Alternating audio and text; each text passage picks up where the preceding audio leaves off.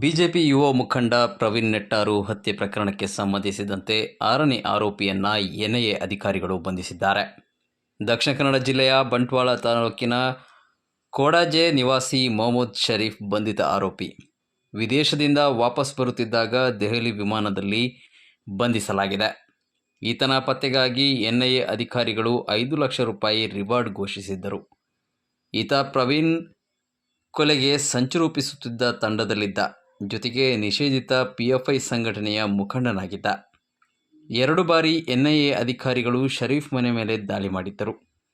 ಇನ್ನು ಪ್ರವೀಣ್ ನೆಟ್ಟಾರು ಹತ್ಯೆ ಪ್ರಕರಣಕ್ಕೆ ಸಂಬಂಧಿಸಿದಂತೆ ಆರೋಪಿಗಳ ಸಹಚರರ ಸ್ಥಳಗಳ ಮೇಲೆ ಇತ್ತೀಚೆಗೆ ಎನ್ಐಎ ದಾಳಿ ಮಾಡಿ ದಾಖಲೆಗಳು ಜಪ್ತಿ ಮಾಡಿಕೊಂಡಿತ್ತು. ಕರ್ನಾಟಕ ಸೇರಿ ತಮಿಳುನಾಡಿನ 16 ಕಡೆ ಎನ್ಐಎ ಅಧಿಕಾರಿಗಳು ದಾಳಿ ಮಾಡಿದ್ದರು.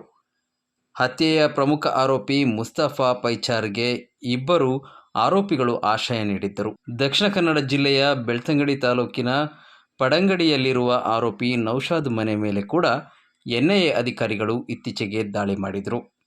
ದಾಳಿ ವಿಚಾರ ತಿಳಿದು ಮನೆ ಲಾಕ್ ಮಾಡಿ ಕುಟುಂಬ ಪರಾರಿಯಾಗಿತ್ತು.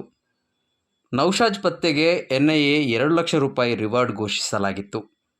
ಎನ್ಐಎ ಪ್ರವೀಣ್ ನೆಟ್ಟಾರ್ ಕೊಲೆ ಕೇಸ್ ತನಿಖೆ ನಡೆಸುತ್ತಿದ್ದು 21 ಆರೋಪಿಗಳನ್ನು ಅರೆಸ್ಟ್ ಮಾಡಿ ಆರೋಪಿಗಳ ವಿರುದ್ಧ ಚಾರ್ಜ್ ಶೀಟ್ ಸಲ್ಲಿಕೆ ಮಾಡಿತ್ತು.